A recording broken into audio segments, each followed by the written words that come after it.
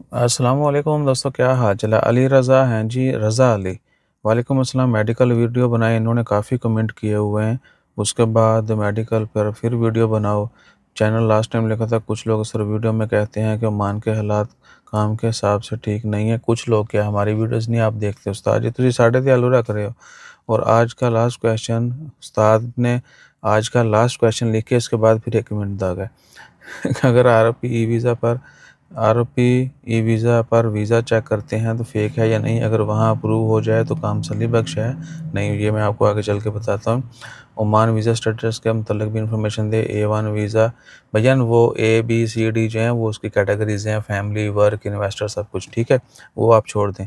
आपका visa work visa है, उसके साथ वर्क ए लिखा होगा, ठीक है ना। अब पहला कमेंट पे आते हैं भाई के। भैयान का पहला कमेंट है जी, ओमान में मेडिकल के मतलब। भैयान मेडिकल के मतलब अगर तो आपकी हेल्थ इंश्योरेंस है तो मेडिकल जो है आसान है, सस्ता है, ठीक है ना। और इंश्योरेंस आप खुद करवाएं या कंपनी करवा के दे। As per Oman labour law, Oman के जो कवानीन हैं लेबर के मतलब, उनके मुताबिक यह है कि आपका जो स्पॉन्सर है, आपका अरबाब कंपनी जो है, वो आपकी हेल्थ इंश्योरेंस भी करवाएगा, ठीक है ना। और उसमें बड़ी बड़ी बीमारियां, चेकअप, हर चीज़ जो है वो शामिल होता है। माइनर सी फीस देना होती है, कि कोई आपने ऑपरेशन वगैरह भी करवाना है उसकी भी फ़ीस कम लगेगी, आपकी इंश्योरेंस कंपनी जो है वो पे करेगी। तो अगर कंपनी आपको नहीं दे रही या आपको बीमेल किया जा रहा है तो आप खुद भी करवा सकते हैं, कोई इशू नहीं है। बहुत सारी इंश्योरेंस कंपनियां, हम प्रमोट नहीं करते इंश्योरेंस को एक्चुअली, इसलिए हमने कभी जिक्र नहीं किया, ठीक है ना। कानून है तो वो फॉलो करना पड़ता है, जहाँ मजबूरी है, जिसके बगैर काम बिल्कुल नहीं आप कर सकते। जैसा गाड़ी लेनी है, गाड़ी की इंश्योरेंस होगी तो जो है ना आप गाड़ी अपने नाम पे रख सकते हैं। हेल्थ इंश्योरेंस जो ऑप्शनल है लेकिन गवर्नमेंट की तरफ से लाजमी की जा रही है, तो वो कानून जब गवर्नमेंट ने बना दिया है, ठीक है ना, तो वो फिर फॉलो करना ही पड़ेगा। इससे आप फ़ायदा भी उठा सकते हैं, वो आप सबको बताइए फिर, ठीक है ना। पाकिस्तान में भैयान पैनाडोल ख़रीद लेते हैं, उन्होंने लिखा है जी कि इधर भी मिल जाती दवाई फ्री मिल जाती। 1-2 रियाल देना पड़ते हैं, डिपेंड करता है किस कंपनी की इंश्योरेंस है, किस हॉस्पिटल में आपने जाना है, उनकी थोड़ी सी फ़ीस होती है पेशेंट रजिस्ट्रेशन की। मैं कह रहे हैं उस्ताद जी, मुझे मच्छर क्यों काट रहा है, गाड़ी के अंदर मच्छर घुसा हुआ है। एक दफ़ा मैं इनू काम पा दिया, नहीं पिया, चलो खैर। सो ये नेचुरल, ठीक है ना, ये सब भाई ऑर्गेनिक यूट्यूब हर चीज़ जो जैसी आती है वैसे दागी जाती।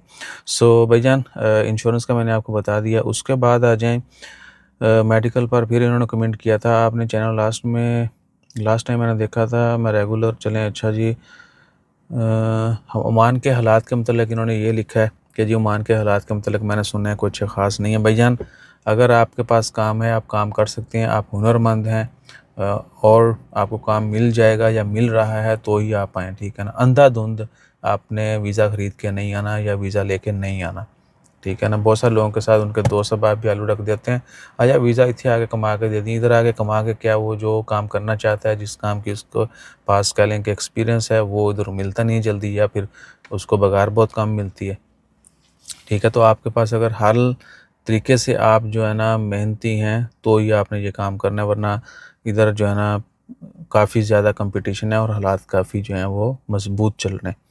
आप सबको पता है, वीडियोज़ बाकी भी देखेंगे आपको आइडिया हो जाएगा। और एक जो बेहतरीन इनका कमेंट है उसका मतलब पहले भी आपसे शेयर किया जा चुका है। आरओबी की वेबसाइट के ऊपर जो है राशिद साहब ने भी डिटेल वीडियो बनाई, उनकी भी वीडियो शेयर करेंगे इसी से रिलेटेड। ई वीज़ा स्टेटस जो है या बाकी जनरल वीज़ा जो मैनुअल भी होते हैं उनका भी वेबसाइट है। तो बहुत सारी जगहों पे फेक वेबसाइट आरओपी की चल रही हैं। बंदे ने वीज़ा ख़रीदा, उसको बारकोड भी दे देते हैं वो, ठीक है। अब बारकोड स्कैन करेंगे तो वो जिसने जो भी पीछे डेवलप किया वो तो नहीं पता, ठीक है। वो उनकी फेक वेबसाइट के ऊपर जाता है जो कि बिल्कुल आरओपी की तरह नज़र आती है, और हम लोग कहते हैं अच्छा जी हाँ ये तो ओरिजिनल है, ठीक है। उसको मैनुअल डालें तो जो है वो आपको लिंक वो देंगे। अगर आप आरओपी की ओरिजिनल वेबसाइट के ऊपर, जिसके लिंक नीचे डिस्क्रिप्शन में है दोनों, यूट्यूब की इसी वीडियो की डिस्क्रिप्शन में यूट्यूब पर आपको दोनों लिंक मिल जाएंगे जो आरओपी के ओरिजिनल हैं, ठीक है जी। आप उनके ऊपर अगर अपना वीज़ा एप्लीकेशन नंबर डाल के चेक करते हैं और स्टेटस वहाँ पे आ रहा है तो ठीक है। अदरवाइज़ किसी ने आपको लिंक दिया हुआ है कि जी ये आरओपी की वेबसाइट है, वो सेम फेक बनाई होती है, सब कुछ सेम होता है लेकिन बैक एंड पे सिस्टम जो है वो डिफरेंट होता है। उसमें उन्होंने डाटा डाला होता है आपका, आप चेक करेंगे वो वेरीफाई आएगा, ओरिजिनल पे चेक करेंगे नहीं आता है, ठीक है ना। बहुत सारे लोगों को फिर तसल्लियाँ दी जाती हैं सब्ज़ बाग जो दिखाता है वो आपको बेहतरीन जो है वो स्टोरियाँ सुनाता है। बारकोड स्कैन कर लें जी, कहीं वेबसाइट के जाने की ज़रूरत, बारकोड डालेंगे, स्कैन करेंगे तो भी वो उनकी जो फेक वेबसाइट है उस पे ऊपर डाटा आपका शो करवाएगा। तो आपको वहाँ से तो बोर्डिंग वो कर देंगे, लेकिन इधर जब ओमान में आएँगे एयरपोर्ट के ऊपर इमिग्रेशन वालों के पास कोई डाटा नहीं होता है। सही है, फिर जो है ना आपको डिपोर्ट ही होना है और पाबंदी भी लग सकती है कि 2 नंबरी कर रहा है बंदा फेक वीज़े के ऊपर, बैन लगा देते हैं। सही है ना? तो ये आपको मजबूर भी करेंगे कित्थों ले आए। सही है ना? सो इस चीज़ से आपने बचना है और नीचे जो वेबसाइट्स हैं इसके ऊपर वीज़ा एप्लीकेशन नंबर डाल के आप चेक कर सकते हैं। ठीक है ना? वीज़ा एप्लीकेशन नंबर, जब वीज़ा अप्लाई होता है तो आपको वीज़ा एप्लीकेशन नंबर इश्यू होता है, जिसने वीज़ा अप्लाई किया वो देगा वीज़ा एप्लीकेशन नंबर। उसके बाद क्या है कि वहीं पे पासपोर्ट नंबर, नेशनैलिटी और एक कोड आ रहा होता है वेबसाइट के ऊपर ही, वो डालना है, क्लिक करने है, आपको वीज़ा का स्टेटस पता चल जाना है, पेंडिंग है, अप्रूव्ड है और पेमेंट स्लिप है। पेमेंट जमा हो जाए तो वो शो होता है, अप्रूव हो जाए तो अप्रूव, पेंडिंग हो या रिटर्न भी अक्सर एप्लीकेशन आती है, कोई मसला मसाइल हो तो एप्लीकेशन स्टेटस रिटर्न आ रहा होता है और साथ में जिसने अप्लाई किया उसको मैसेज भी आता है, सिर्फ वही देख सकता है लॉगिन करके कि रिटर्न किस वजह से हुआ है। कोई कमी पेशी हो डॉक्यूमेंट की, इन्फॉर्मेशन की, करेक्शन की, तो वो करने के बाद दोबारा सबमिट करना पड़ती है। सही है, ये सूरत हाल है। या अगर आपका कोई इधर है जानने वाला, उसको बोलेंगे जी मेरा वीज़ा अप्लाई हुआ है, ये एप्लीकेशन नंबर है कि आरओपी, जाके भी वो सेंटर से जाके भी चेक करके बता देगा। या वीज़ा मिल गया आपको, जो भी कॉपी दी उन्होंने वो दे के भी आप उस बंदे को आरओपी सेंटर जाके चेक करने का कह सकते हैं। अगर वीज़ा ओरिजिनल है देन यू कैन ट्रैवल। इसी में एक और चीज़ भी, बहुत सारे लोगों के वीज़ा इशू करवा लिए जाते हैं, सब कुछ ओरिजिनल होता है। ठीक है, और उन बंदा जो है जिसने वीज़ा दिया है वो जिसने लिया है, दोनों राब्ते में होते हैं। टिकट भी अक्सर लोग जो है मिल के करते हैं, प्लान करते हैं, ਜਦੋਂ भी तुसी आना दसना है, अपने आप बंदा बता के आएगा ना कि जी मैंने फलाने ने वीज़ा देता है और इस डेट को मैंने ट्रैवल करना है। उनको पता होता है कि बंदा ट्रैवल, जैसे वो वहाँ से टेक ऑफ करता है यहाँ से वीज़ा कैंसिल कर देते हैं। ठीक है, इधर पहुँचेगा एयरपोर्ट के ऊपर, ठीक है, और ये कहेंगे जी आपका तो वीज़ा ही वैलिड नहीं है, कैंसिल हो चुका है।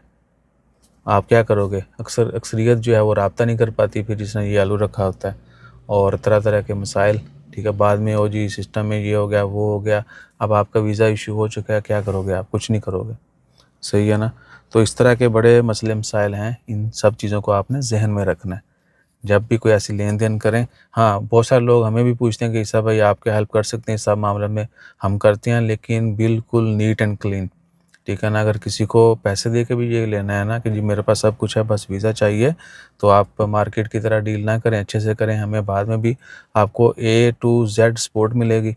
ठीक है, नॉर्मल प्राइस है, बताका इश्ताका बनेगा, एनओसी मिलने का कोई टेंशन नहीं है, एनओसी मिलेगी।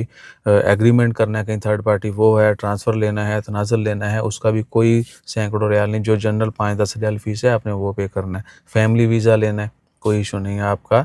आज़ाद वीज़ा जिसको इधर बोलते हैं, उनको कितना लोग ज़लील करते हैं कि जी फैमिली वीज़ा नहीं ले सकते, या पैसे दें फिर अप्लाई करेंगे। कोई ऐसा सीन नहीं है, ठीक है ना?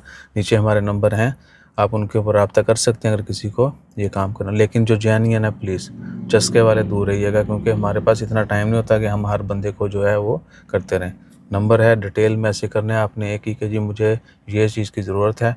इधर आके आपको जिस तरह नॉर्मल बंदा होता है डायरेक्ट एम्प्लॉयमेंट वीज़ा के ऊपर, आपको वही डील किया जाएगा। कोई हैंकी-पैंकी, कोई ब्लैकमेलिंग वाला सीन नहीं है, ठीक है? और बाकी अपना ख़्याल रखा करें, दुआओं में याद रखें। जज़ाकल्लाह, अल्लाह हाफ़िज़।